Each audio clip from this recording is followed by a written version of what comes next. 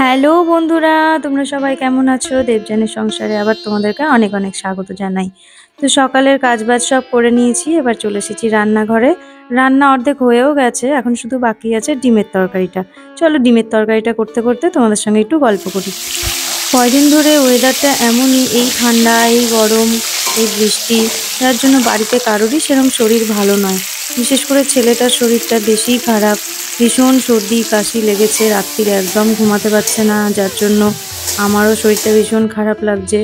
তো কী করব, রোজ রোজ যেই কাজটা করি, তোমাদের সঙ্গে গল্প করি, ভিডিও শেয়ার করি, এই কাজটা না করলেও একদম ভালো লাগে না। ছেলেটা এখন মায়ের কাছে আছে, তার জন্য ভাবলাম আমি একটুখানি তোমাদের সঙ্গে গল্প করি আর একটুখানি ভিডিও করে তোমাদের সঙ্গে শেয়ার করি। শানের শরীরটা খারাপ বলে মুখে একদম ওর রুচি নেই, ও ডিমের তরকারিটা ভীষণ ভালোবাসে খেতে, তো ভাবলাম আজকে ডিমের তরকারি করি। তো বেশ করে মশলা টশলা সব কষিয়ে নিয়ে টেস্টফুল করে রান্নাটা করছি, যাতে ওর টেস্ট লাগে খাবারটা খেতে আর ও খাবারটা খায়, কেন কয়েকদিন ধরে একদমই ভালো করে খাবার খাচ্ছে না। সর্দি কাশি হলে তো আমাদের এমনি মুখে রুচি থাকে না, তারপরে বাচ্চা মানুষ আরোই বিশেষ করে খেতে চায় না, তারপরে তো ঝালও সেরকম একটা খেতে চায় না, অল্প ঝালই দিয়েছি, নুনটাও ঠিকঠাকই আছে দেখলাম। তো চলো রান্নাটা হয়ে গেলে ওকে তাড়াতাড়ি করে খাওয়াবো, খাইয়ে দাইয়ে আজকে একটুখানি ডাক্তারের কাছে নিয়ে যাই, না নিয়ে গেলে একদমই নয়। দুদিন ধরে ঘরোয়া টটকা অনেক ইউজ করলাম, দেখছি কিছুতেই কিছু হচ্ছে না। আমি একটা জিনিস দিই, টমেটো পেস্ট, যার জন্য কালারটা এত সুন্দর হয়।